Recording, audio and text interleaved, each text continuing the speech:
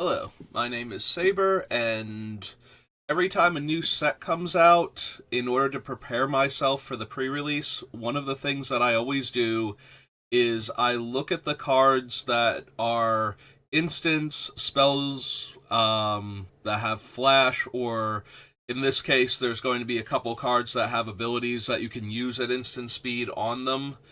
Um, and wrath effects in the set because those are the cards that, when you know the set pretty well, you tend not to lose as badly to them, or at least you'll know that they're coming and can plan as best you can, or, if you can't do anything about them, you'll know not to bother playing around them. You'll know what it is, though. When the set is new, it's very difficult to play around the cards. You'll have some idea because there are cards that have a variation in every set, but you won't know, can they do this at 3 mana versus 4 mana versus 2 mana if the creature is attacking or tapped.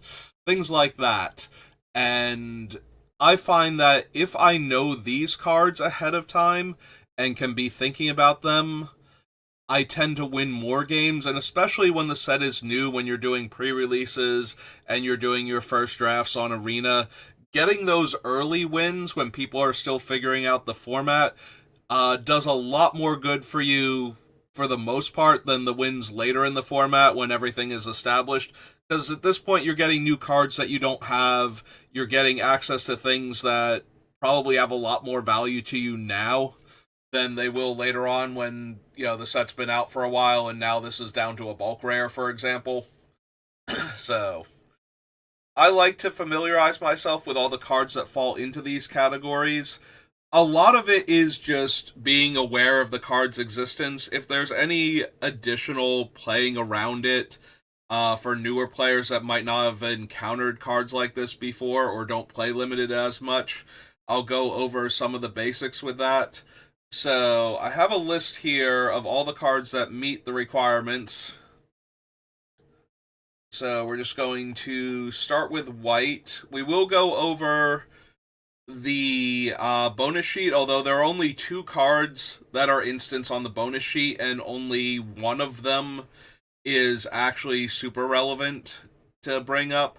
And then we're going to take a brief look at one of the mechanics in the set, because this has a very high ambush factor, and is designed to. And there are cards in every color with this mechanic on it, so you do need to be aware of it for how combat can go.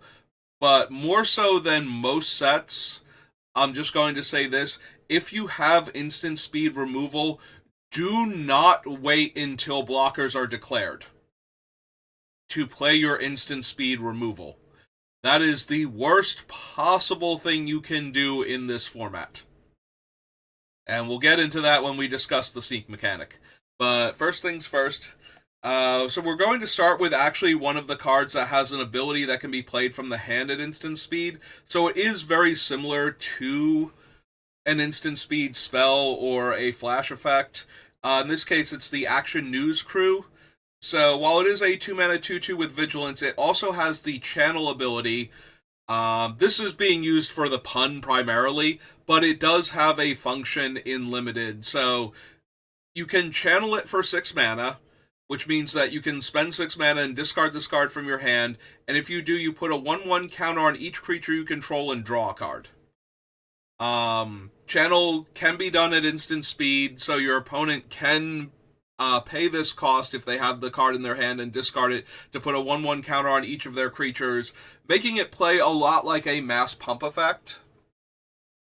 So, for newer players, the way you play around a mass pump effect, this one is actually relatively simple, it's only +1/+1, is that you do not, if you think this is the card that your opponent is playing, or something similar with a bunch of pumps on it, you do not block in such a way that their creatures will now eat yours, or that their lesser creatures will now be trading for your better creatures.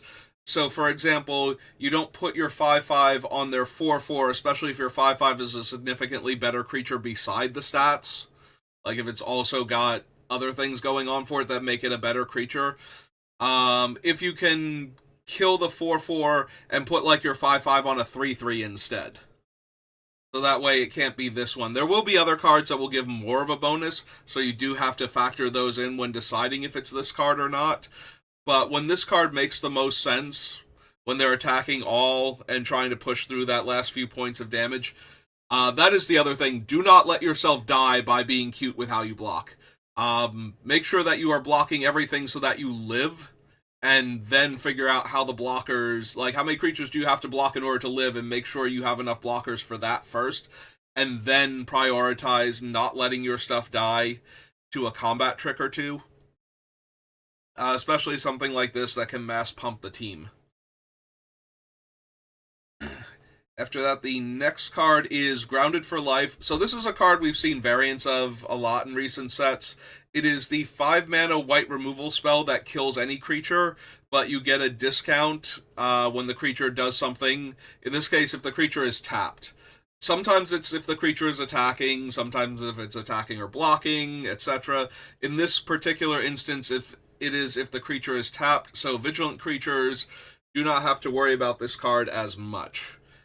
Spending 5 mana to kill a small vigilance flyer. I'm looking at the vigilance flyer over there for like 4 mana. It's like, yeah, having to spend 5 mana to kill that versus 2 mana to kill that can be kind of a huge deal, especially if you have to wait on it. So, cards like this, the only thing about playing around them is if you have a strong early creature, there can be some merit in not attacking with it. If your opponent is leaving up mana every turn in order to deal with your thing, one of the most crippling things that can happen in a game of Limited is wasted mana, especially in the early game when developing out to the board is so important. So if you can make your opponent waste their mana by not letting them kill the thing they most want to kill, that can sometimes be a thing. Eventually, they'll just be able to spend the 5 mana and kill your thing, though. So there's only so far that can get you. And sometimes playing around a card does more harm. But if you basically know it's this thing, and you don't have to expose your best creature to it early, and you can make them spend the full 5 mana, especially if you can make them leave up 2 mana for like 2 or 3 turns first. That can be a huge advantage for you. If you can figure out that it is this card specifically, and that you actually have to care about this card specifically. That one is a lot more nuanced.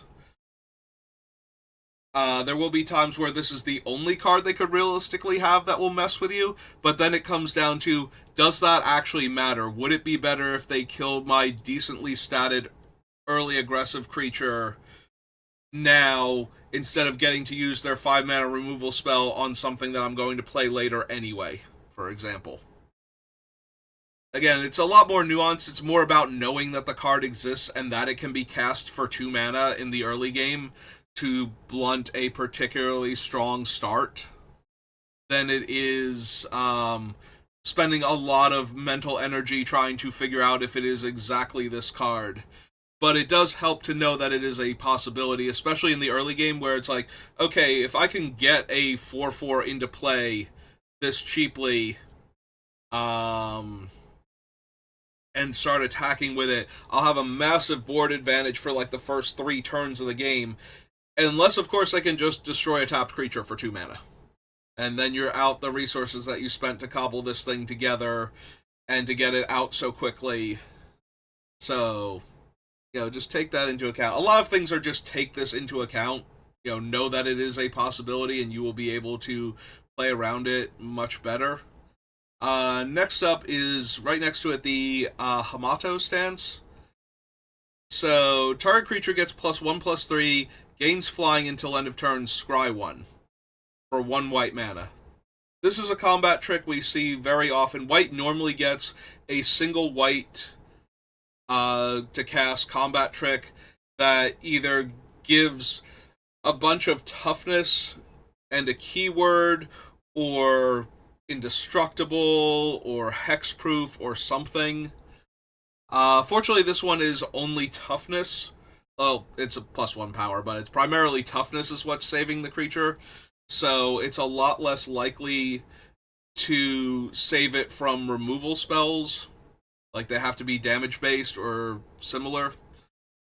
So this one, you're still going to see this one on occasion. 1 mana for a combat trick.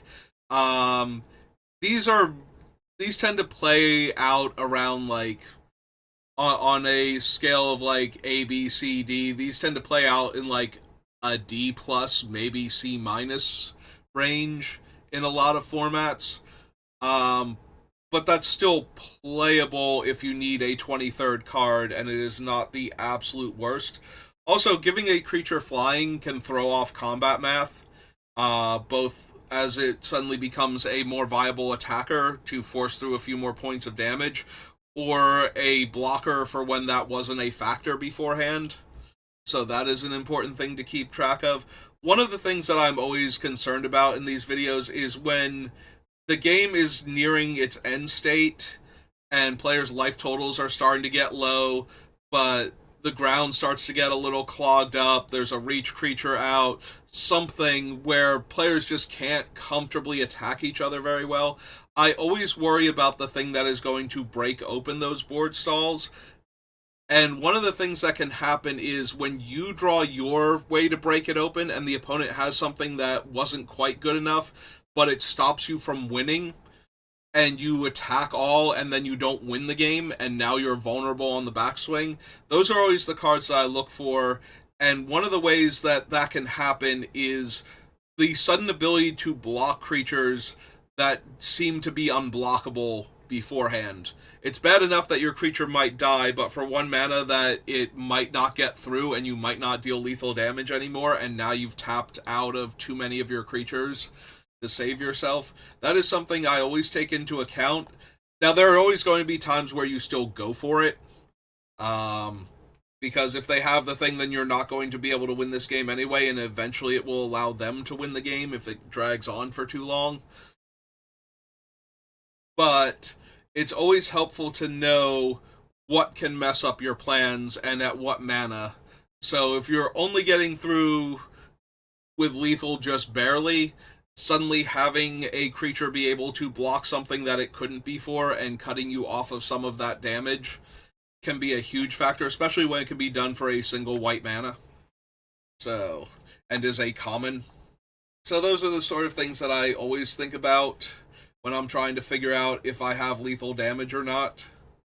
And one of the things, like I said, in the early stages of the set, where it's like you don't realize they can mess you up for a single white mana. There is actually a trick that messes your whole game plan up.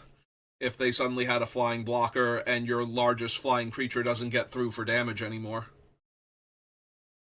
Last Ronin's technique.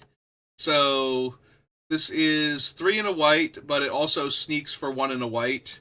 So we'll get into the sneak mechanic, like I said, but the basics of it is if a card has sneak, you can cast it during combat for its sneak cost by returning an unblocked creature you control to owner's hand. In order for a creature to be considered unblocked for this purpose, it must be attacking, it must be during the declare blocker step.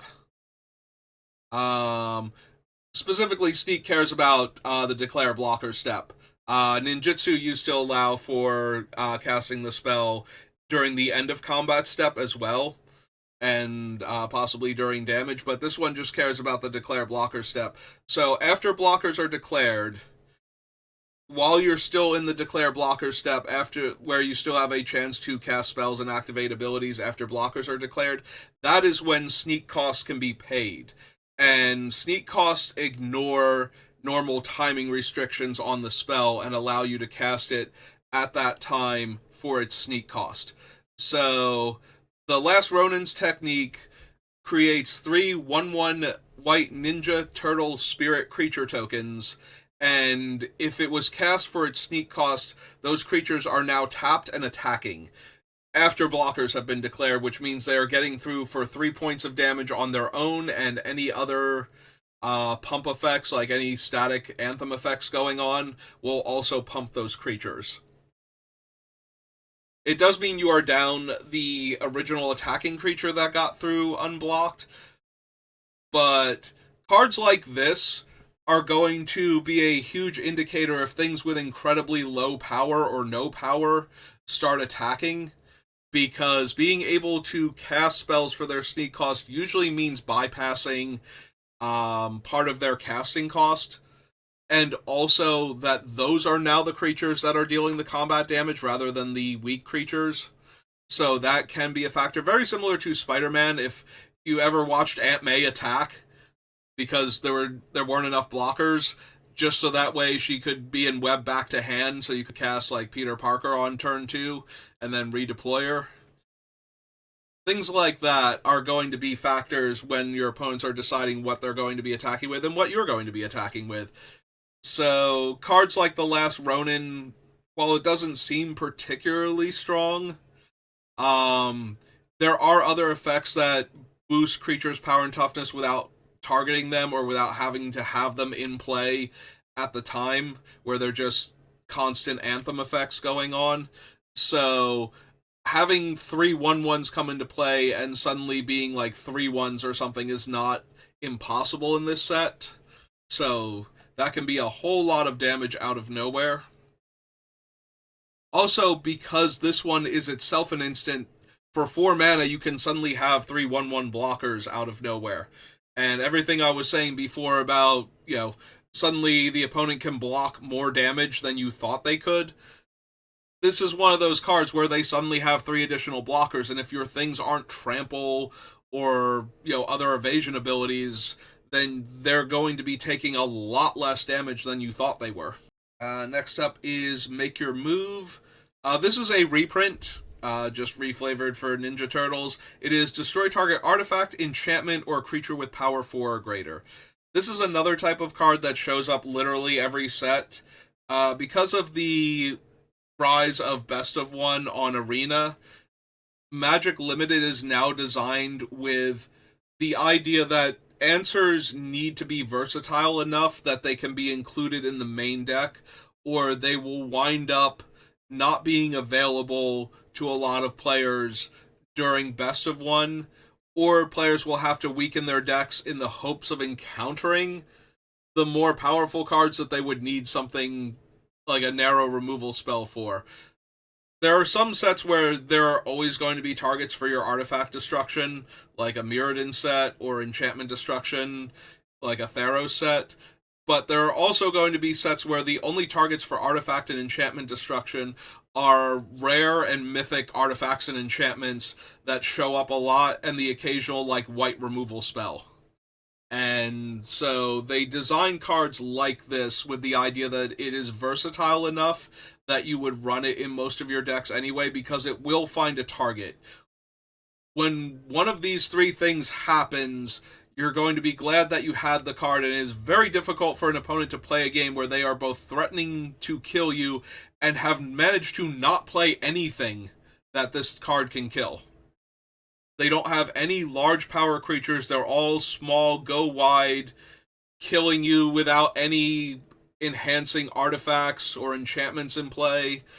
Like, none of that. So Make Your Move is going to be one of those cards that you will play against, especially in Sealed, but also in Draft from time to time. So just be aware that your cool artifact or enchantment that's doing a thing right now, that's keeping your team alive, can suddenly wander off, and that your best creature can be killed by this thing also, because it is still a creature kill spell on top of that. And the last card is a super weird one. This is Turtles Forever.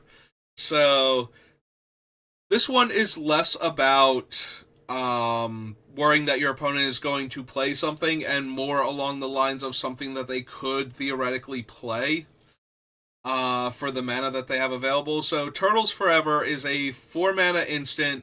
It allows a player to search their library and outside the game, which for the purposes of Limited is going to be their sideboard, for exactly 4 legendary creatures with different names, reveal them, then the other player, the opponent of that player, gets to choose 2 of them to be shuffled into their owner's deck, and the other 2 go to that player's hand. So, like I said, this is a super weird one. I have to include it because it's an instant. It could be what their mana is available for, or why they're getting priority with like 4 plus mana available. It is also so weird that you can't even, because you can't know what flash legendary creatures they will have access to until they cast this thing. But then you will know what they are because you'll have been able to choose which two went to their hand. Like, playing around this thing isn't so much a factor as in knowing that this could be what's giving them priority. It's a weird one. I don't think it's good.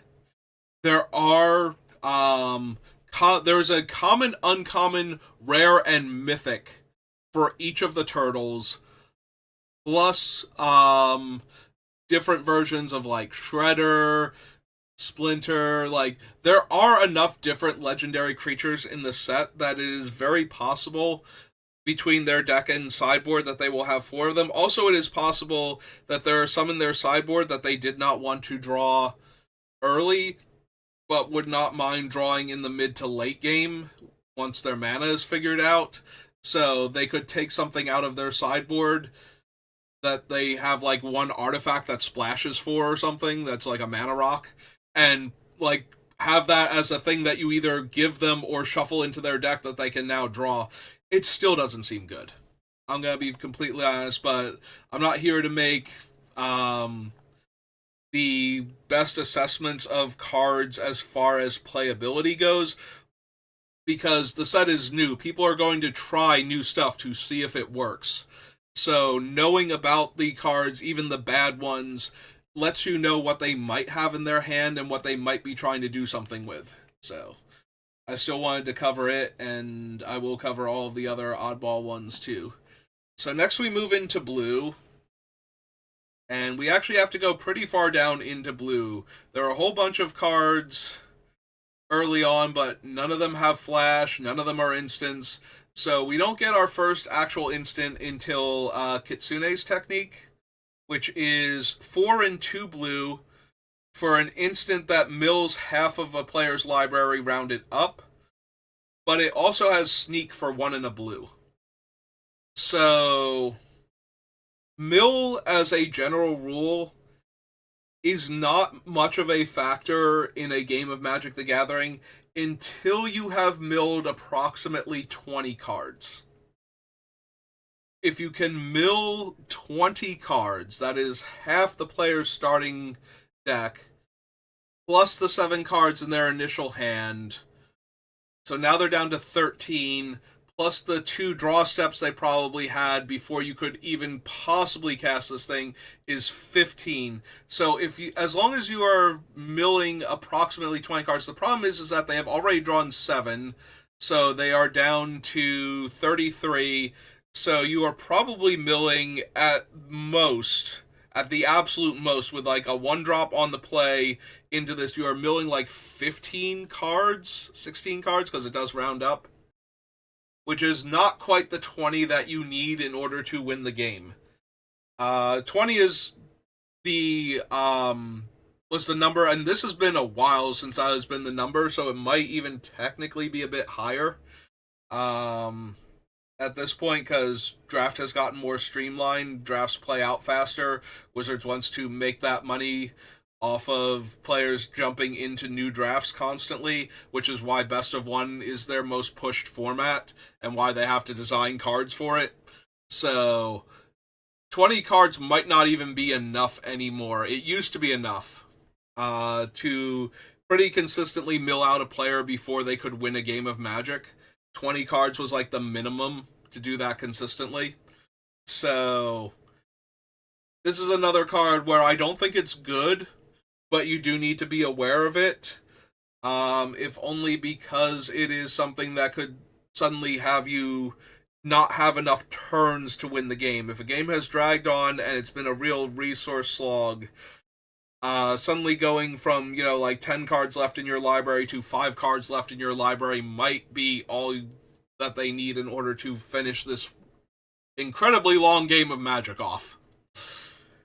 So I want to include everything that fits within the parameters, even the ones that I don't think are particularly good, just in case.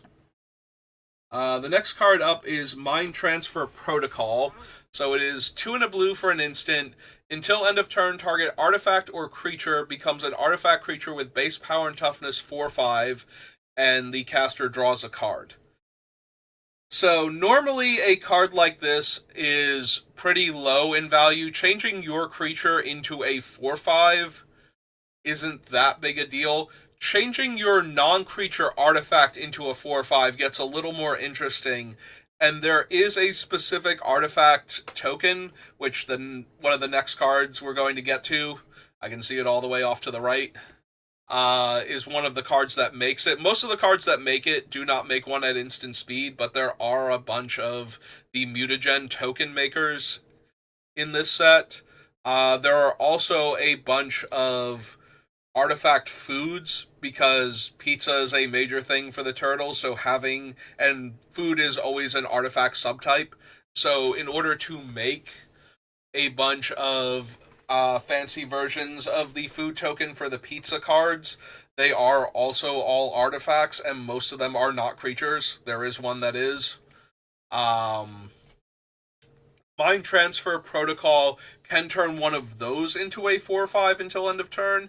So between being able to ambush a 4/4 or smaller creature and potentially drawing a card, you might see a small amount of this card being played, especially in decks that make a lot of mutagen tokens that will then have a bunch of throwaway artifacts, where if they cast this and it succeeds, they're going to get to draw a card and probably eat a creature or deal some extra damage.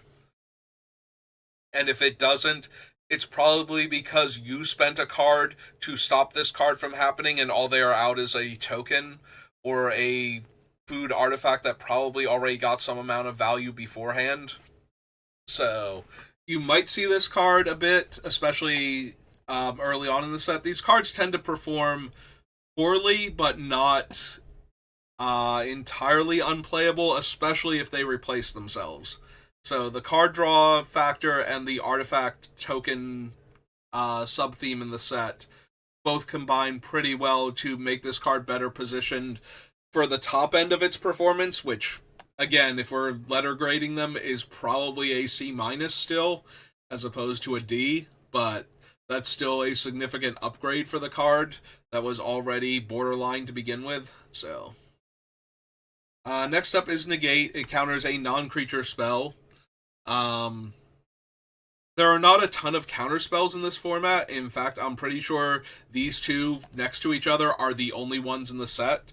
But there are a lot of removal spells and artifact spells that generate value and then leave behind a food that you can eat. So being able to negate them might be worth it. Next up is Ooze Spill. So this is the cancel of the set. In addition to the normal effect of 1 and 2 blue to counter target spell, it also creates a mutagen token. So the biggest thing about counter spells is if you think your opponent has a counter spell, and this is especially true for one that can counter anything or can counter a creature, which is why I didn't bring it up with negate to begin with, is that if you can either make your opponent waste their mana by not casting it, or cast it on something suboptimal, it is almost always better to try to get them to do that. If your opponent is passing with 3+ mana available in blue, and you're worried that it's going to be Ooze Spill, or maybe like one of the other cards on the list, but they have an Ooze Spill also, and you don't want them to get their value out of that, the best ways to stop them from getting their value are to either not cast anything if you don't have to, or cast the less powerful spell from your hand first and make them have to decide if they want to use their counter spell on that, even if that's the only spell you're going to be casting during that turn. Like I said, mana efficiency in Limited is a pretty big deal, and being able to deploy all of your stuff as quickly and efficiently as possible is going to be a big deal in this format, I feel like. So, Ooze Spill is something that they can't just sit on. If they're going to leave up mana to cast it, they either have to have something else that they can also cast, and we're going to see all of Blue's other flash spells and some of the other flash spells in the set that they could be holding on to in their other colors. So that way they actually have something to do with their mana, or they have to counter basically anything where they leave the mana up with this spell. If they're not casting their other spells, they cannot just waste 3 mana on like turns 3, 4, or 5. That's way too huge. So if you can get around Ooze Spill, like if you can wait and cast your own spells with Flash on their turn after they've left up 3 mana and not done anything, and now you can use your mana efficiently, that's a good place to start. Or if you can give them a target for it that is not the best target for it. So that way they have to choose between either using the mana there or wasting 3 mana. Those are the ways that you play around counter spells in Limited. And that is true of literally every format. The format has to be very specific in order for that to not be true for how you play around counter spells. So, next up is Renee, Temporal Apprentice. I'm going to assume her name is vaguely French, and that the T is silent. I don't think it's Renette, but I also don't know this character. So Renee is 3 blue for a 4/3 human wizard with Flash, which gets her on the list. When it enters, return each other non-land permanent that entered this turn to its owner's hand. This effectively undoes their entire turn for any permanent spells that they cast.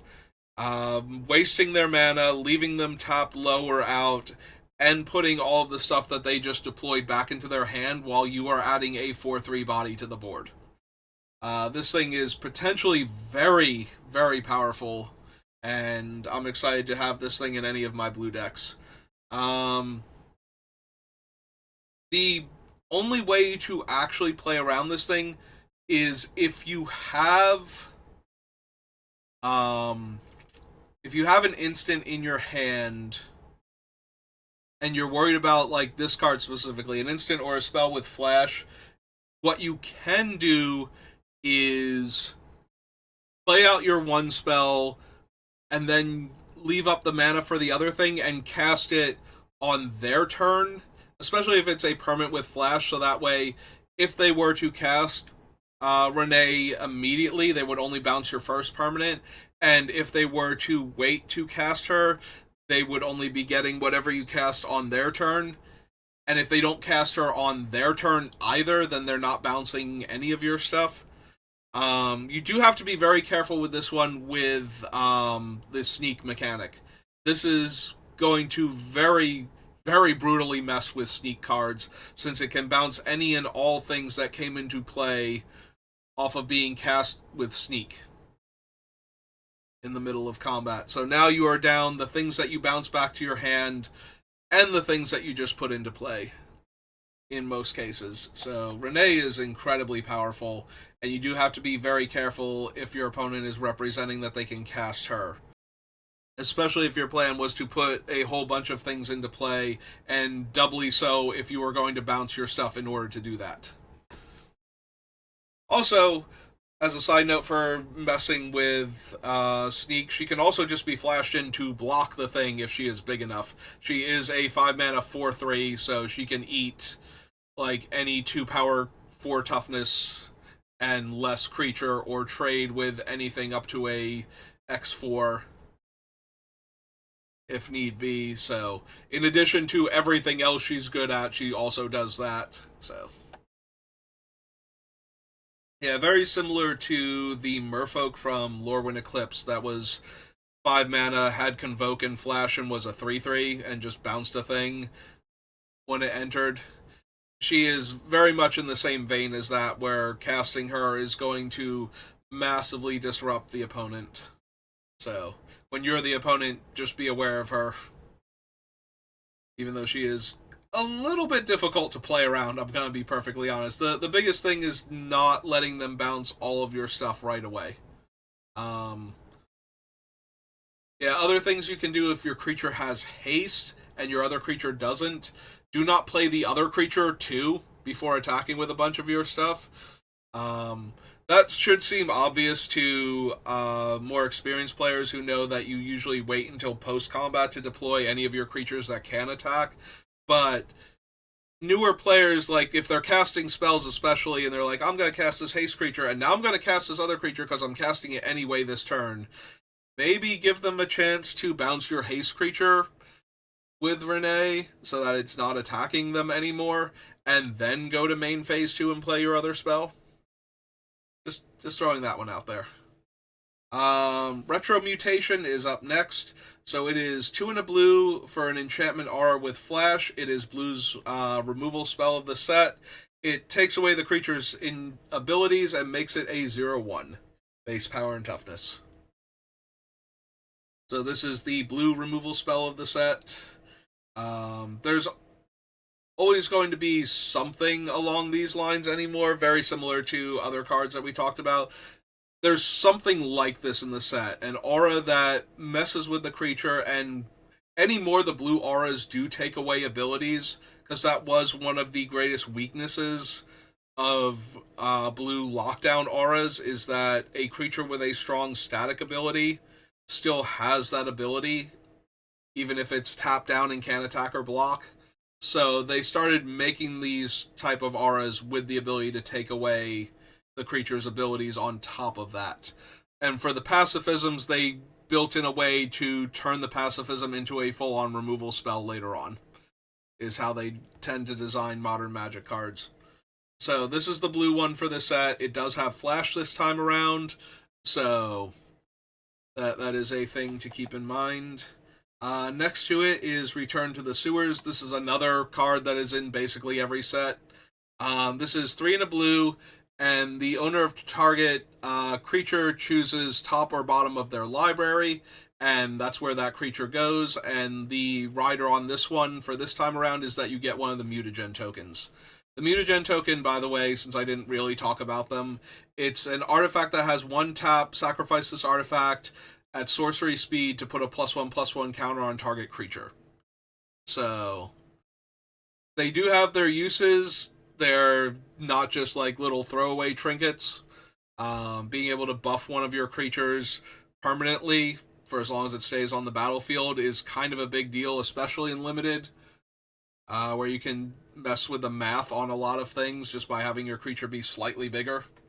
So this is a very real thing, and it's also still one of the blue traditional removal spells of putting the creature either back on top so that the opponent has to redraw it and recast it, or putting it on the bottom. So either way, you are getting a card back functionally for this. Either you're wasting one of their draw steps and a bunch of their mana, or the card is actually going to the bottom of their deck, and they are now down this creature permanently. Like, yes, they can shuffle and redraw it, but they could have also put it back on top if they really wanted the creature that badly. So if the creature's not good enough for them to want to put on top, you kind of want them to shuffle and redraw it. Next up is Sewer Valence Camera. It is 1 blue for an artifact with flash. When this artifact enters or leaves the battlefield, you may tap or untap target creature, and it has the innate ability 3 and a blue to sacrifice it to draw 2 cards. So, what this thing does is it has like 3 different uses here. The first one is it comes down for 1 mana, taps down your creature before combat so that you can attack with that creature.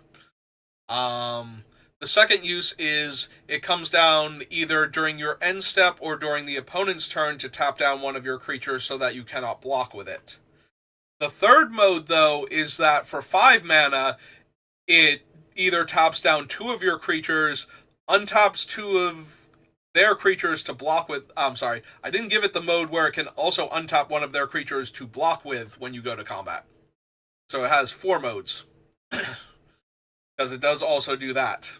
So, tapping your creature before attackers so that you can't block, so that you can't attack. Getting ahead of myself. tapping down one of your creatures on their turn or during your end step so you can't block with it, untapping one of their creatures after you've declared attackers so that they can block with it, or flashing this in for the full 5 in order to tap down 2 things, untap 2 things, or tap and untap one of each, and draw 2 cards. So that is a whole lot going on for a single blue mana to start with, at minimum. And eventually they can use this again. It's an on-board trick at that point, if they've used the first, second, or third mode on it. But that is still a lot for what is essentially a little dinky artifact. Now, whether or not that is enough all told, I have to imagine it's probably going to be. Like, being able to tap or untap a creature is going to be a big deal, and getting to draw more cards to add more to the board so that you don't keep falling further behind, so that you can burn through land pockets or find more relevant spells faster, is also going to be a factor. So unless the format is incredibly fast, and this can still work to slow it down and eventually give you more cards on top of that.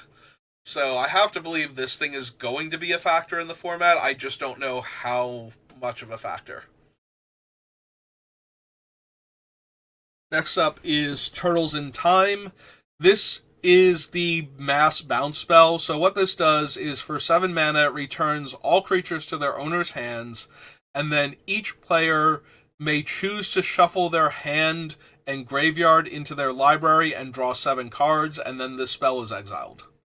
So how this works is either your opponent is going to bounce both players' fields, leaving them with the ability to replay their creatures. If they have more than 7 mana, they can start playing their creatures first. Otherwise, they have the option, if they did not have enough creatures, to shuffle their probably very low on cards hand at that point into their deck along with their graveyard and draw 7 new cards. Or they are going to bounce all of your stuff with the idea that you're going to have to spend mana on your turn to redeploy things, and you'll probably have to discard to hand size. So, again, this thing is either going to be bounce all of your stuff, and then they're going to hang on to their things with the idea they'll redeploy them, or bounce all of your stuff and give them a fresh hand of 7 cards because they were falling way too far behind, like the creature count or something, and they need to find more bodies to work with. And any that they might have bounced aren't as good as the rest of the stuff in their deck potentially is, or the stuff that they've already played and lost over the course of the game that they're now shuffling their graveyard back in. Next up we go to black. So our first black spell is kind of ridiculous. It is 8 mana, so that part is not that bad, but everything else about it is kind of insane. So Armagon, the Future Shark, is an 8 mana 9/6 with flash, and when it enters, it destroys up to 3 target creatures. Chances are it's going to kill 4 creatures, if the opponent has 4 creatures, because it will kill 3 of their creatures that it can't immediately get into combat with, or survive combat with, and then it will block the 4th creature. And that will be the end of 4 of your opponent's creatures, most likely. There is no real playing around this thing. If the opponent can cast this, it is going to come down and it is going to ruin your good times forever. If you're attacking into it, like I said, it gets to eat the 4th creature. If the board state is clogged, it's just going to flash out end of turn, eat 3 of your best guys, probably open up an attack at that point, and get to do all kinds of crazy things. Yeah, this thing is just incredibly dumb. It is 8 mana, though, so the games do have to drag on long enough for this thing to be castable.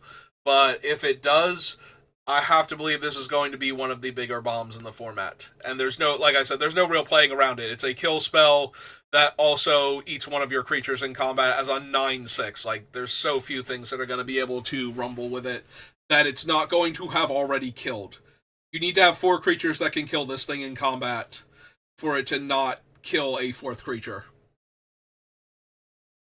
And that seems highly for it to not trade with that fourth creature, by the way. Where it doesn't want to.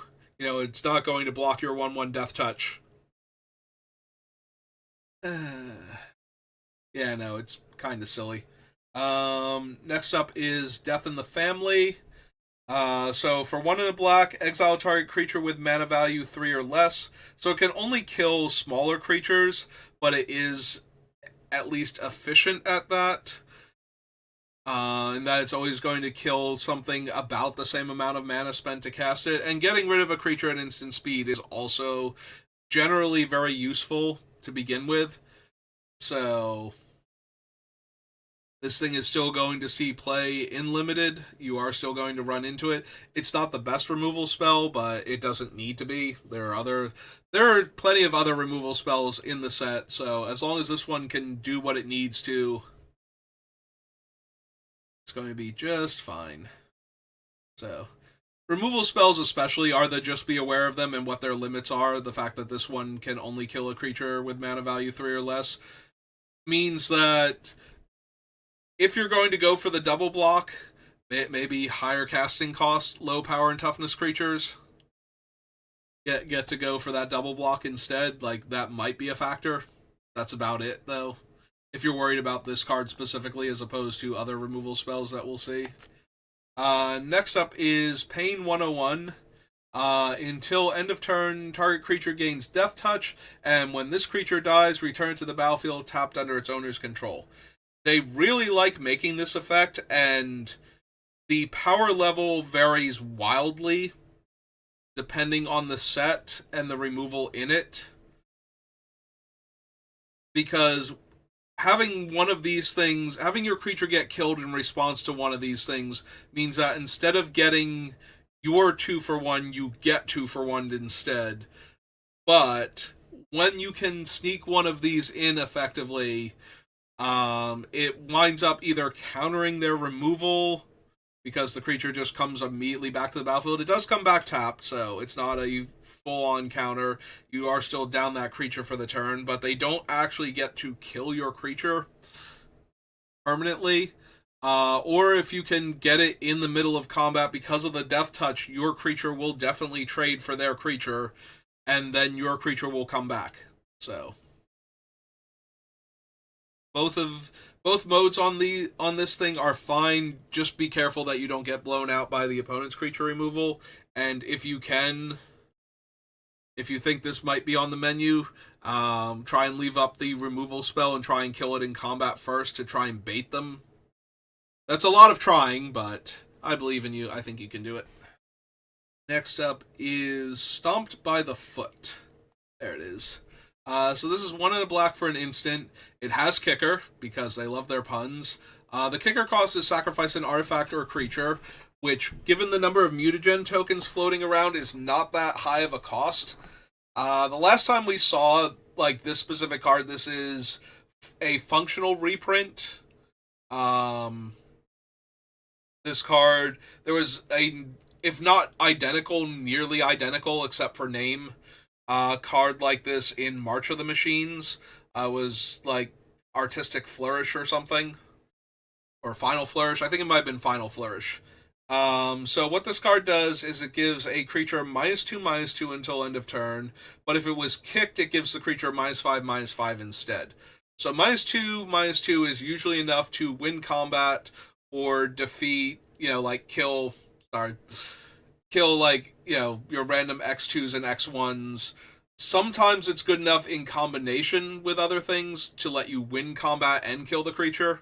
Like, your 3/3 now kills their 4/4 if this works.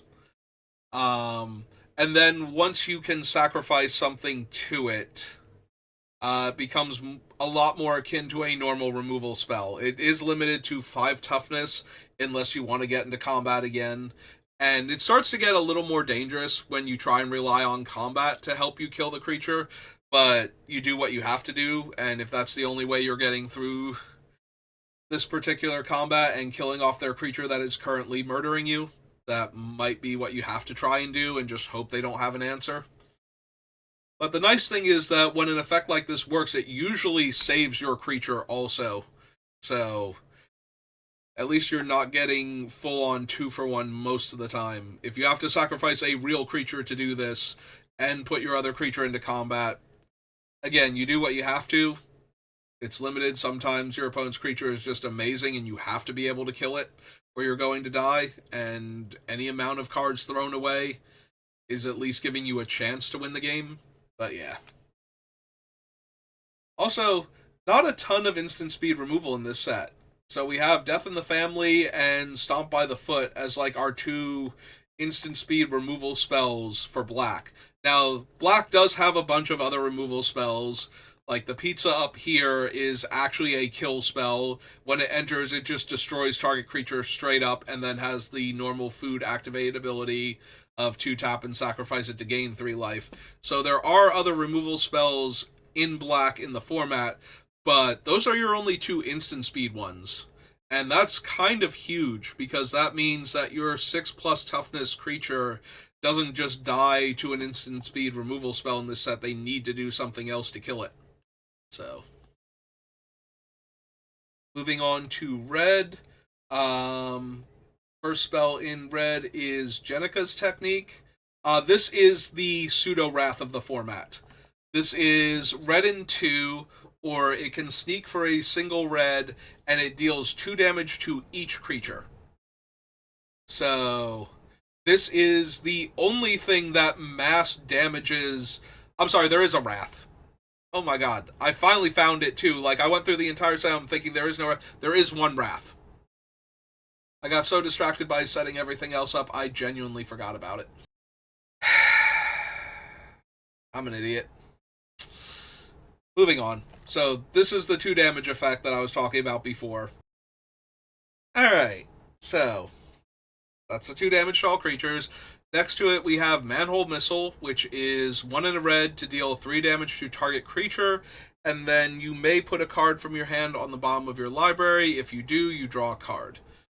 Similar to Tweeze, and a lot more similar to the other cards that came before Tweeze. This one only costs 2 mana because it can only hit creatures, but it does let you put like a land or a less useful card on the bottom of your library in order to draw a new card. So you will 1,000,000% be seeing this card in Limited as long as your opponent is playing red and has managed to draft one of them. This is definitely the kind of high pick red card that shows up in every Limited format. Is the efficient creature kill spell at instant speed with some card selection too, which is really potent. So, I mean, Tweeze saw play at 3 mana, and it was still mostly used as a creature removal spell, with every once in a while going face in order to deal the last few points of damage. Mauser Attack is 1 in a red for an instant. It has 2 modes. You can either make a 1/1 colorless robot artifact creature token, or you can give a creature +3/+0 and first strike until end of turn. So, both of these are terrible. Giving the creature +3 power and first strike usually wins combat. Like, there's almost nothing that can survive combat against a creature that suddenly got 3 extra power and first strike. Very similar to how Giant Growth tends to win almost every combat it's involved in. A +3 power and first strike is going to win every combat, but it's 2 mana. It does not boost toughness, and which still leaves you vulnerable to getting blown out by removal spells even afterwards. So, and if they cast a removal spell beforehand, then you're still going to be down your creature and your card. And 2 mana to make a 1/1 with flash is also not great. But neither of these are so terrible that you can't run them, especially when they're on the same card. I don't expect the 1/1 to be worth it, but if the +3 power, if you're missing on removal and you have to run a combat trick that is also secretly a body when you don't have bodies for the combat trick to work on, is actually not terrible. I don't know how much play this is going to see. I don't think it's going to be a lot, but I do think people are going to try it to see if it's playable in this format. After that, the only other red instant is Raphael's Technique. Um, so it is 4 red red, or it sneaks for 2 in a red. Each player may discard their hand and then draw 7 cards. So it is a Wheel of Fortune effect. Um, if you can sneak it. The downside to sneaking it is that you will be discarding the card that you return to your hand. So that is kind of a huge cost to be paying because you are losing something on the board to do that. And Wheel of Fortunes, the biggest thing about them is if you can take advantage of the cards first. If you have to spend 6 mana to cast this thing, that does not leave you with a ton of mana left over, so your opponent is going to be the first one to really take advantage of the 7 cards in that scenario. But giving up a creature on board that got through unblocked and now you're missing out on its damage, it goes back to your hand and it gets discarded. I'm an idiot. It's 6 mana instant. You can get the cards first. That's why we're discussing this card.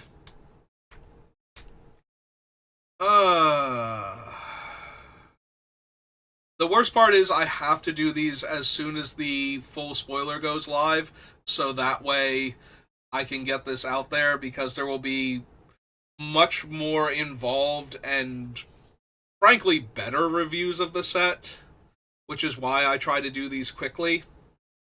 The problem with trying to do them quickly is every once in a while I miss very important things, like the fact that I'm talking about an instant and how you won't be able to take advantage of the cards first. By casting this during your opponent's end step, you will be able to untap with all of those cards and all of your mana. But wow, is this set making me feel stupid now. For missing very obvious things because I'm trying... Its set overload is part of the reason. There are 7 sets this year. And there were 6 sets last year. Having to do this every 2 months and remember the differences between every card and the nuances of them is melting my brain. It is way too much information, and it's too granular. Like I said, there are a lot of things where this is this version of the card from this set. This is what it does slightly differently than every other version of the card that you know. And it just, in my brain, this is a Wheel of Fortune. So Wheel of Fortunes are always sorcery speed. You always cast Wheel of Fortunes on your turn. Almost none of them can be cast at instant speed, and the few that can usually have, very prohibitive mana costs. So yes, this is an instant, and you can cast it during your opponent's end step. You should probably do that, rather than bouncing your own guy. It is probably better for you to just untap with 7 fresh cards in your hand after your opponent has spent most of their mana on their turn casting their spells. So that way, especially if they have managed to sneak anything in, so that way they're discarding actual spells from their hand that they were going to be able to recast in theory on subsequent turns. Moving on to green. Green also does not have a ton of instants. In fact, it has exactly 3, and they are all alphabetically pretty close to each other. So we just come down here. In fact, they are all on the exact same row next to the flying cowhead, which I have no idea what that is. I have 100% missed whatever Turtles media has this thing. I watched the show back in the 90s, the original show back in the 90s. That was a big part of my childhood growing up. I love Teenage Mutant Ninja Turtles for that alone, but I did not stick with it particularly well throughout the years. So any of the newer shows and any of the comic books, video games, played a lot of them, especially around the 90s, so the arcade game, Turtles in Time, that sort of thing. Did play Shredder's Revenge a few years ago, but I do not know the floating cowhead at all. Anyway, the floating cowhead is not the thing that has flash. Saved by the Shell is 1 in the green for an instant, but it costs 1 less to cast if you control a turtle. It puts a 1/1 counter on target creature you control. That creature gains trample, hexproof, and indestructible until end of turn. So it saves your creature from targeted removal, dying in combat. It makes the creature stronger, and gives it trample until end of turn. And it makes it stronger permanently. These are the kind of combat tricks that always get me. Fortunately, it's only a 1-1 counter and not a more significant power and toughness boost, but the way I always play around actual combat tricks is I try to, if the opponent attacks representing a combat trick, I want them to cast that combat trick in the first 3 turns of the game every single time. Um, the reason for that is if I block your, attacking 2-2 with my 2-1 and you kill my 2-1 and keep your 2-2, there are only a handful of cheap, efficient creatures in Magic where that is a dire thing for you to get to keep your 2-2 there. And usually it's probably not going to be a 2-2 for much longer, or it's going to draw you a bunch of cards or something like that. So if I can get you to use your combat trick to save a 2-2 now instead of a 4-4 or 5-5 down the line, that is almost always better for me. Like, if you just trade your 2-2 with my 2-2 and keep your combat trick, you are probably going to win a much more pivotal combat later on. But a lot of players like to use their combat tricks early to press their advantage to keep their creature alive and kill mine. And so that way they start building out the board and eventually they go too wide and I can't handle it. But if I play like a big enough creature to stabilize against all of your little guys, and now you don't have the combat trick, now you have to find something else. So I am always down for trying to make the opponent use their combat trick early, which is why I get got by combat tricks that make the creature better.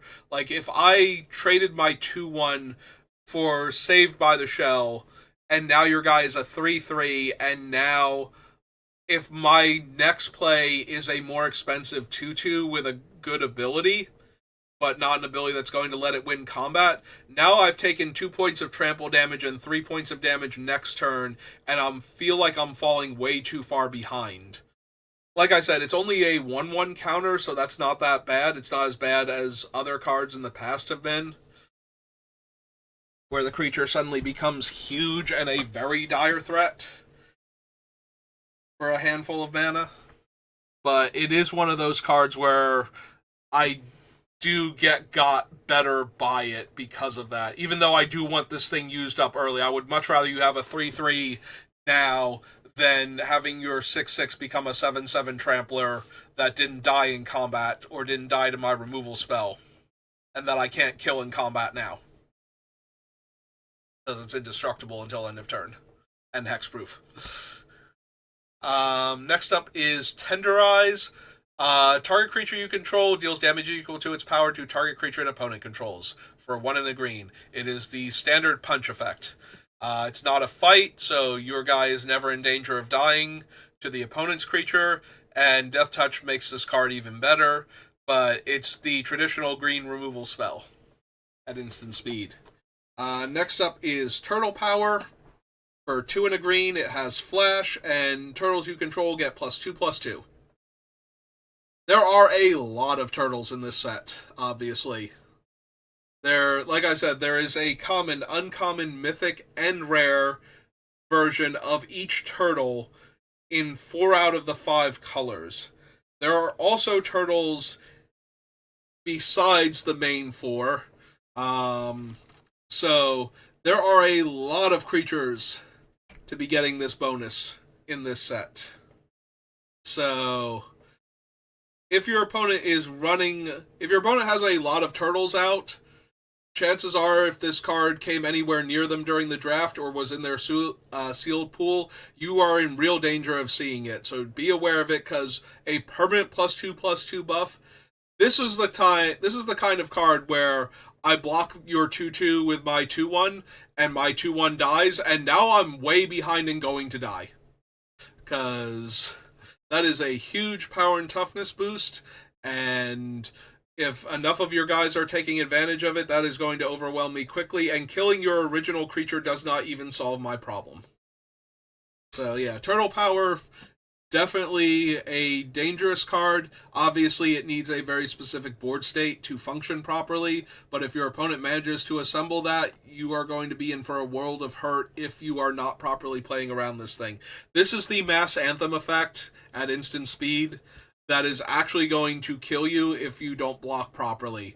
Everything I said before about your opponent suddenly getting 1/1 counters, if this is the thing that can kill you and your opponent is attacking all, make sure that you are blocking in such a way that their turtles are not eating your creatures and are not killing you if at all possible. And if you have to choose, obviously, you let them eat your creatures and not kill you, and then see if you can find a way out of this. Alright, that brings us to the gold cards. There are only 2 gold cards that fit the list. One of them is the Wrath. One of them is the Last Ronin. So for 4, green and black, destroy all creatures is chapter 1 of this saga. This is the Wrath of the format. It is the actual Wrath of the format. The other one being the 2 damage to each creature. But there is, in fact, a Wrath, and I knew that and then forgot it. Because there are too many cards, and I got so caught up on the fact that there wasn't a Wrath until the gold cards, and then doing other stuff, that I managed to convince myself this card did not exist until we got close to it again, and I suddenly remembered. The other card, it does other stuff too, but the primary thing is that it destroys all creatures. Mills 4 cards, return target creature card from your graveyard to your hand, and whenever a creature you control attacks alone, during this turn, put 3/1/1 counters on that creature. It gains trample, lifelink, indestructible until end of turn. It is a very powerful card, but it is primarily worth noting because it is a Wrath. It is a Wrath that then gives you back one of your dead creatures and then lets that creature hit like an absolute truck. The other card is Tainted Treats. It is 1 black and a green. For an instant, it destroys target artifact or creature. If that target's mana value was... is that 4 or less? 4 or less. Create a food token. That is it for the Wrath effects and the flash spells, as none of the artifacts actually have flash or can destroy the entire board. There are 2 cards on the bonus sheet, although only one of them is super relevant, and that is Path to Exile. Path being one of the most mana-efficient removal spells ever printed. So if your opponent opens this in their packs randomly, and they are in white, they are going to be playing it, and they are going to use it to kill one of your creatures very efficiently. And give you a land in response. The other thing is Brainstorm, which is a card draw spell, and then it puts 2 cards back on top. So without a shuffle effect, Brainstorm is not particularly good, but people look at Brainstorm and they go, oh, Legacy staple Brainstorm. You know, one of the most powerful card draw spells in the history of Magic. And it really is. But it is powerful because of how it interacts with other cards, not because it itself is incredibly powerful. So, Brainstorm, not a particularly good card, but it is an instant, and people do like to play with it because they have such fond memories of casting it in formats where it's good, or because they have heard about how good it is and just assume that they should jam it in their deck because it's only a single blue mana, so they're going to be able to cast it and it's going to be great. So now getting to the Sneak cards. So, as I said before, Sneak is a variant on Ninjutsu. What it allows you to do is cast the spell during combat, during specifically the declare blockers step, after blockers have already been declared.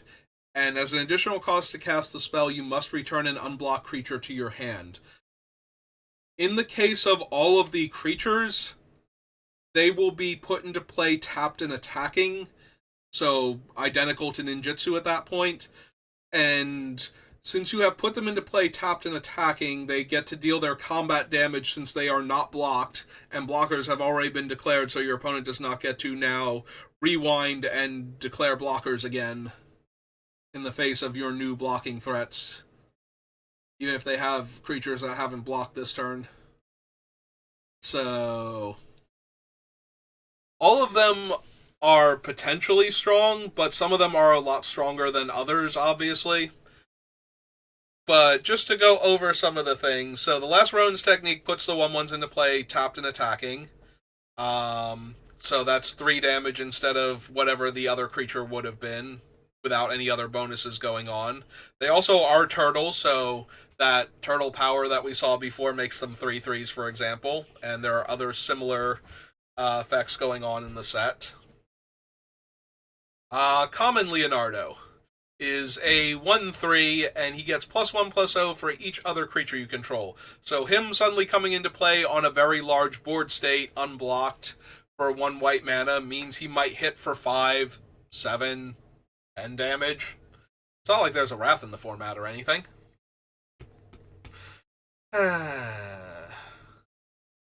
Leonardo at uncommon over here is a 2/1. But when he enters, if his sneak cost was paid, creatures you control get +2/+0. So all of your other attacking creatures are now dealing 2 extra points of damage. And he can also give himself first strike, if that becomes relevant, probably on a later turn. This one, though, actually has a sneak cost much higher than his regular cost because of the power and toughness boost that he's going to enable. But he's also a decent thing for enabling sneak because he is himself a 2/1 that can suddenly gain first strike, so opponents' smaller blockers don't want to tangle with him to begin with. And if you manage to ninjutsu him back, you now have him in hand in order to cast on a later turn when one of your other creatures goes unblocked. Rare Leonardo is a 1/1 lifelink, and whenever you gain life, you put a 1/1 counter on him. So he probably hits as a 1 mana, gain 1 life, but then after that he is a 2/2, and you can cheaply redeploy your other thing, ideally. And then if he manages to get through again on later turns, he will just keep growing. Or if you gain life from other sources, like eating pizza, for example. And his mythic version is a 3/3 double strike, which is already absurd. During your turn, you may cast other creatures with power or toughness 1 or less from your graveyard. If you cast a spell this way, it enters with a finality counter.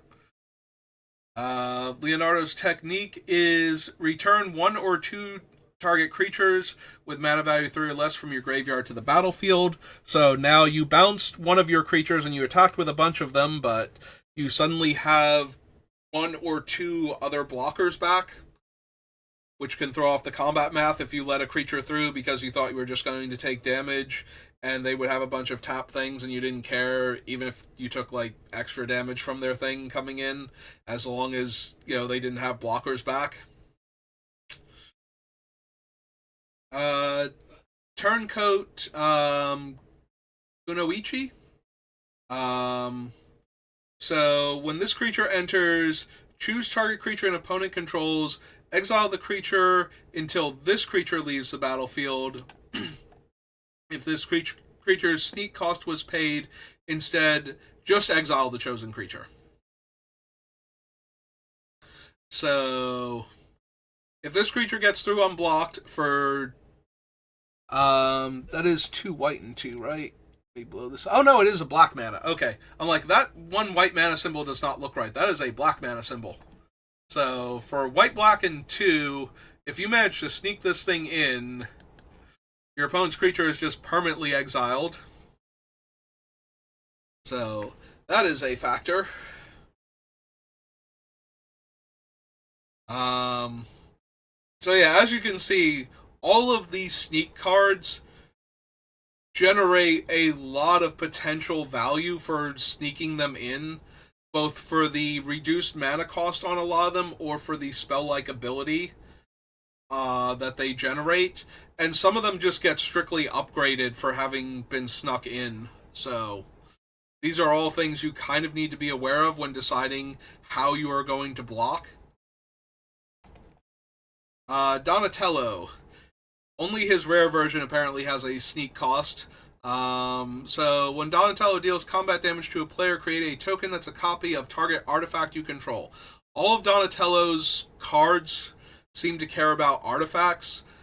Obviously, there are the mutagen tokens, but there are also a bunch of robots running around in this set. The various villains have a lot of different robots.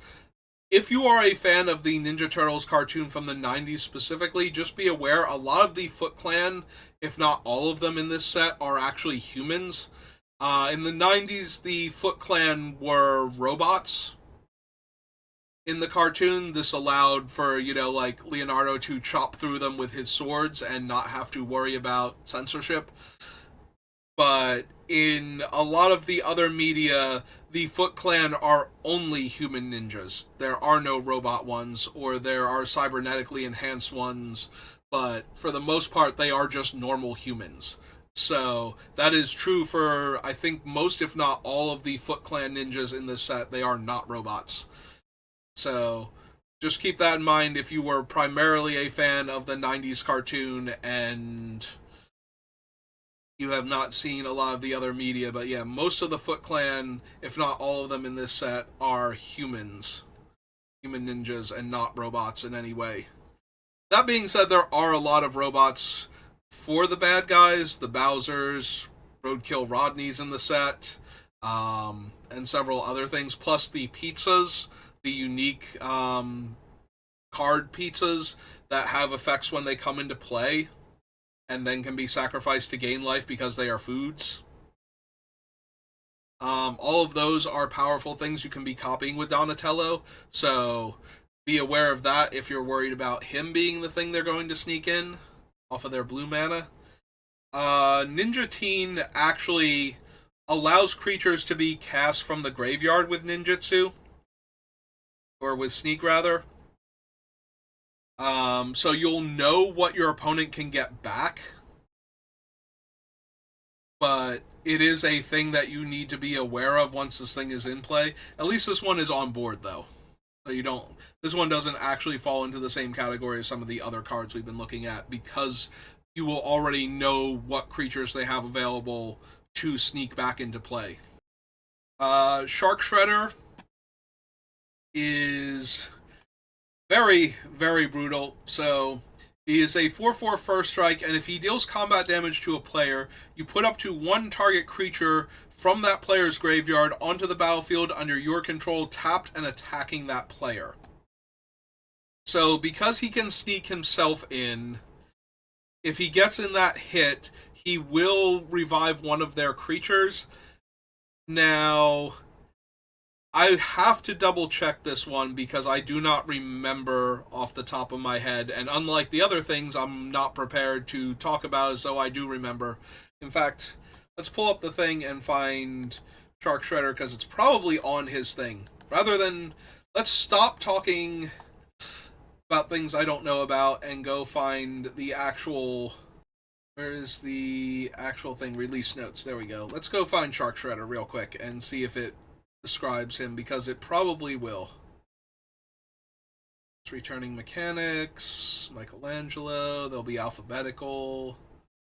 Shark Shredder, there he is. Wow, that was actually pretty impressive. Deals combat damage to a player during first strike combat step, and its last ability returns a creature with first strike. The return creature will still deal combat damage during the regular combat damage step. If the return creature has double strike, it will deal combat damage only once during the regular combat damage step. Okay, so that was the thing I was not 100% sure about. I believe that if a creature that had not dealt combat damage yet, that had first strike or double strike, lost the ability, it would deal normal combat damage. But I could not remember if it would matter if the creature still had the ability but had been unable for other reasons to deal combat damage during the first strike damage step. So that was the thing I wanted to look up. So now we have the actual game text for that one. So yeah, it will still put the creature into play, and it will still deal combat damage even if the creature has first strike, and it got put in after first strike damage was dealt. So that is a good thing to know. Shredder Unrelenting is a 6/4 Death Touch. When he enters or attacks, another target creature you control gains Death Touch until end of turn, which means if he sneaks in, one of the other blocked creatures will suddenly gain Death Touch and be able to kill a thing that it wasn't originally going to trade with. So that is another factor to take into account. Shredder's Technique is destroy target creature or enchantment. If an enchantment was destroyed this way, you lose 2 life. So that does allow for it to kill a creature mid-combat now by bouncing one of your unblocked creatures, or kill an enchantment mid-combat, which Black has very limited ways to do to begin with, so having another way to do that is interesting in the grand scheme of things, but also something to take into account when you have something like Turtle Power out, where now all of a sudden their unblocked creature killed your enchantment at the cost of 2 life for them, which probably saved them a ton of damage in the long run and probably killed one or more of your creatures. Splinter's Technique is a Demonic Tutor, so that one's not really much of a factor. It does get cheaper to be. It becomes Demonic Tutor straight up if you can sneak it, so that can be a factor because they will be able to cast the spell in the same turn a lot more frequently. But it is still a tutor. There's not a whole lot of playing around that.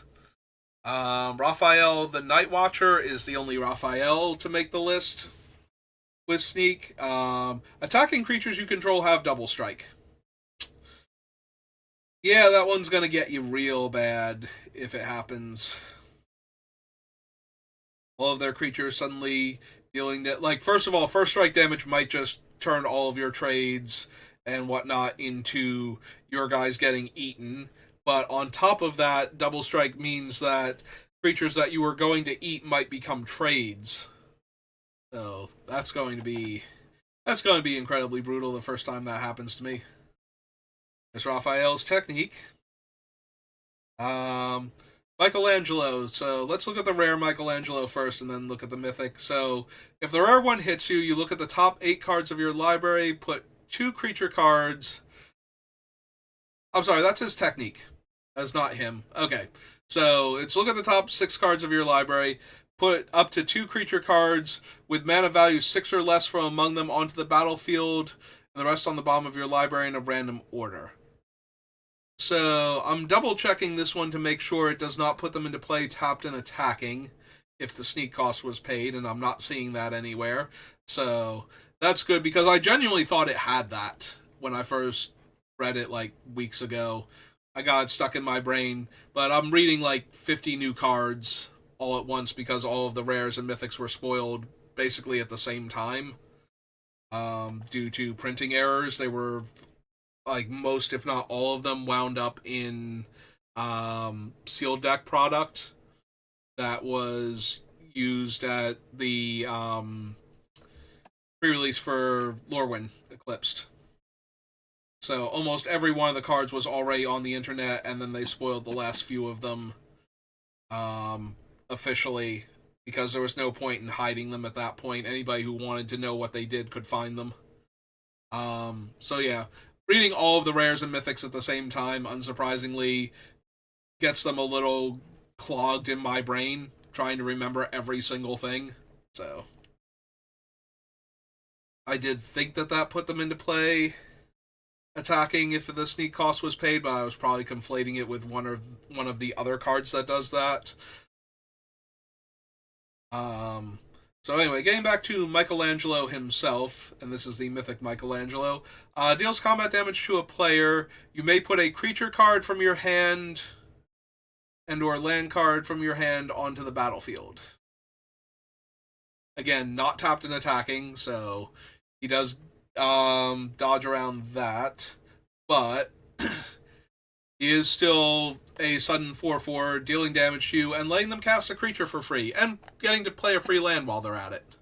So that might give them, depending on when this happens, that might give them enough mana to recast a cheap creature that got bounced in the first place to have another blocker back. Dark Leo and Shredder. 1-3. Attacking ninjas you control have Death Touch, so very similar to Shredder, where all of a sudden this thing being in play means that your blocks are trades, where they weren't before on some creatures.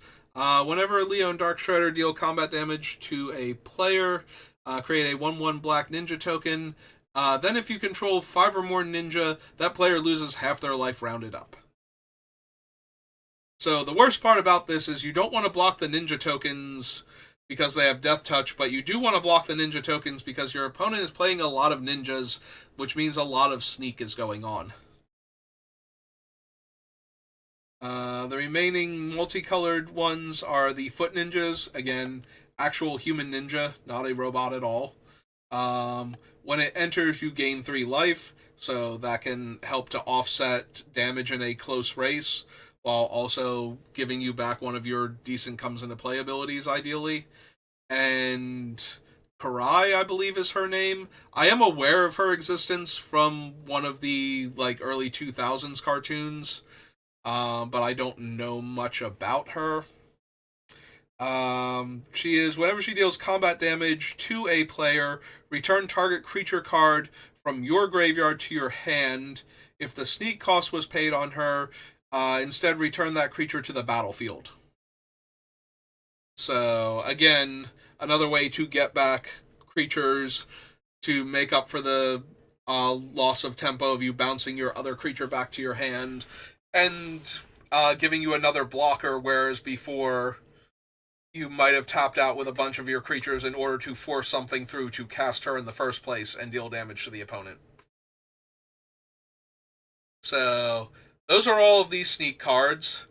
There are a lot of them. Trying to figure out exactly which one you are playing around at any given point in time. Why does this feel like this is incomplete? Where is Donatello's technique? Yeah, I feel like I am missing cards from this list. There were definitely some other sneak cards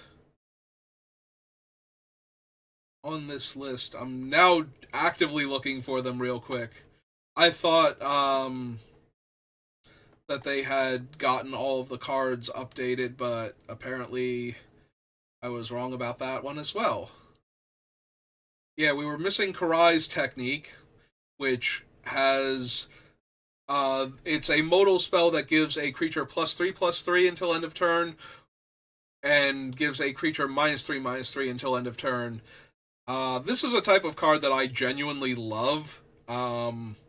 Ever since way back in the day, Prophecy was the first time with Greel's Caress where I ever got to use this, and back then players did not play around these things properly, but this is such a huge power and toughness swing that there's almost no playing around it. Greel's Caress was +1/+1 and -1/-1, and winning 2 combats or killing a small creature and winning a combat was a very real possibility with that card. With this one, it's not even a possibility. It's going to happen. You are going to kill one of their creatures, and if you can cast this at instant speed, you are going to win combat with the other mode. Basically nearly every single time. It's really hard. The worst case scenario for the caster and the best case for the opponent is that it will create a 6-point power and toughness differential, allowing their creature to kill basically anything mid-combat. Yeah, there's New Generation's technique, which is gets 2 basic lands into play tapped. So it can be cast for green and 2 off of the sneak cost. It's a ramp spell, so that's a little underwhelming. Except for the fact that it will now enable your opponent's future turns to be pretty impressive, but at the time it's not going to be a major thing. Okay, none of the other Michelangelos have sneak. I missed guac and marshmallow pizza, because it does have flash. When this artifact enters, target creature gets +2/+2 until end of turn and untap it. I'm still going to post this, and I'm going to try to see if I can fix the one part of it where I just, tell everybody there are no wraths in it, but Like, I have messed up before where I've left a card off of the list, something that I just completely glossed over. But this is to actually forget that the only proper wrath in the set is in the set. Splinter as Sneak. Menace, other ninjas get +1/+1. So another mass pumping effect that could suddenly be in play to throw off your math. Oroku Saki is a 3/1. His Sneak is 1 and a black. Deals combat damage to a player. You draw a card and lose a life. Alright, so as far as the value you get out of sneaking him in, that's not crazy powerful, but he is a common and he is bouncing another creature back to your hand, and he is cheap enough that getting to draw a card means you can probably either play the creature that you bounced or the card that you drew once you get up to like turn 4 or 5. So that is definitely not nothing. Those cards, he does not have ninjutsu or sneak. I'm going to keep calling it ninjutsu because it's a variation on the ability, so. Yeah, there's Donatello's technique, which is the card that I was like, wait a minute, we didn't cover a technique for him, and everybody else has a technique. So Donatello's technique is 2 and a blue, or for 1 blue for the sneak cost to draw 2 cards. So it's not a thing that you're playing around at that point. You're playing around the other cards. But it is a way to efficiently draw some extra cards, and then if you can buy back a strong comes into play ability, that's just added bonus. That seems to be it. Okay. Alright. I'm still going to post this. I do still think knowing the commons and uncommons, knowing all of the instance spells with flash, and what the wraths are, which I'm not going to forget now, I do think genuinely helps to perform better in the format. So I do think that this is still a helpful video, despite the fact that I am intolerably scatterbrained right now. I've also been getting ready for a big family vacation. Like, I'm not even going to be here after the pre-release. We are like pre-release weekend, and then like the following Tuesday I leave. So I'm gonna be gone for roughly 2 weeks. So I'm gonna miss like the entire first week and a half of drafting the set on top of that. So I want to get those wins at the pre-release even more so than normal to get those packs, because that's going to be my entire experience with the set for the beginning of it, and I'm not going to have time to watch like anybody draft this set or anything. So yeah, I want to do well at the pre-release, especially because that's going to be my primary experience with this set, because then I'm going to miss like 2 weeks out of the like 6 to 7 weeks that this set is going to be live on Arena. So I would like to do well with it while I can. So I hope that this helps you, despite me not being at the top of my game for this particular video. And thank you for watching, and I will see you next time. Have a good rest of your day.